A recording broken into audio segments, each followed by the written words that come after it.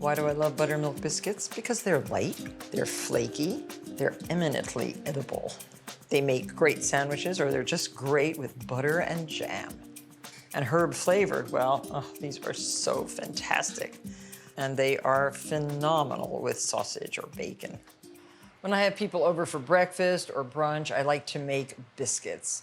Biscuits with poached eggs and a little bit of hollandaise sauce is a really good breakfast. Buttermilk biscuits are easy to make, and this is the best recipe I have ever found. If you have a hard time finding buttermilk, and many of us do, I know in my little town I have to special order a quart of buttermilk. You can make your own at home, and the biscuits don't suffer one bit with homemade buttermilk. To 2 cups of whole milk, and this is a 2-cup measure, add about 1/4 of a cup of vinegar. You can use white vinegar, apple cider vinegar, and I have even used Japanese wine vinegar in a pinch. And just add 1/4 of a cup of vinegar. Pour that into the milk and watch what happens. By the time I finish our biscuits here, this will have turned, curdled into something resembling buttermilk. So exciting, I love it. So I'm going to make half the batch with some herbs and half the batch plain. This recipe calls for 4 cups of all-purpose flour. All of our dry ingredients will be sifted together.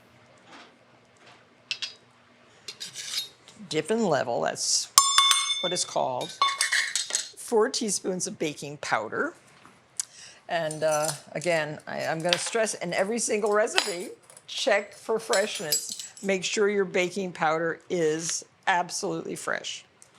And because we're using buttermilk, we need to use a little bit of baking soda, 1 teaspoon of baking soda, and 1 tablespoon of sugar.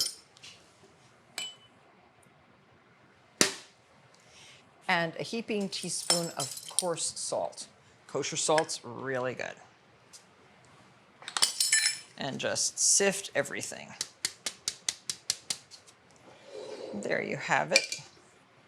Very easy. Mix that up and put half of this into your food processor.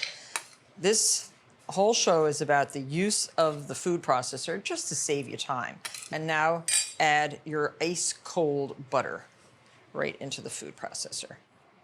This is the 2 sticks of butter that you've cut up into 1/4-inch squares and kept chilled in the fridge.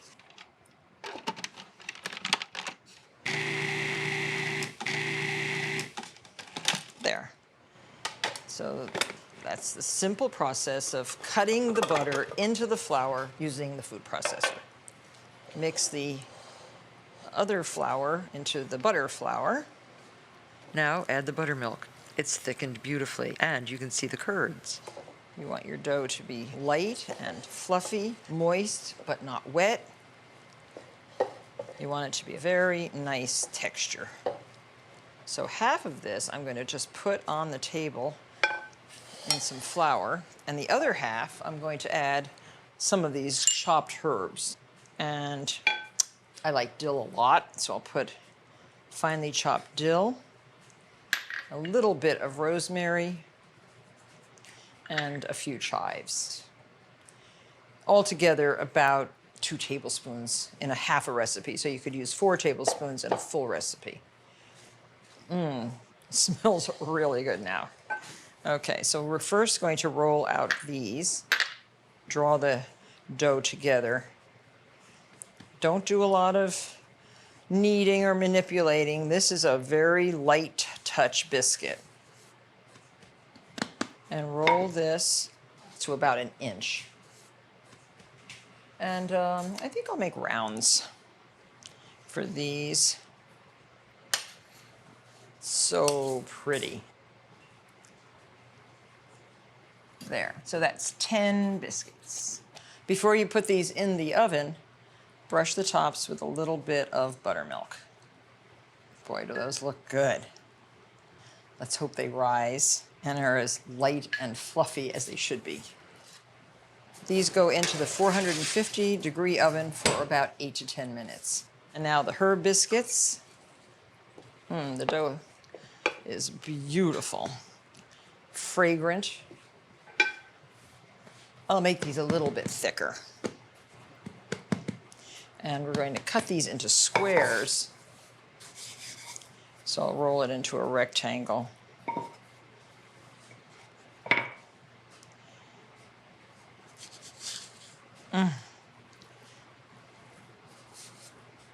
That is a gorgeous biscuit.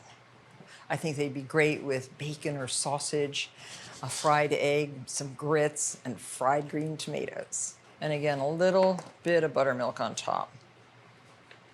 Try not to get too much buttermilk down the sides, because if you do, it might stop the rising, the even rising of the dough. Look good? I think so. Oh, wow, look. You can see they're rising really nicely. We'll check them in another minute or so. These are the best buttermilk biscuits I have ever made.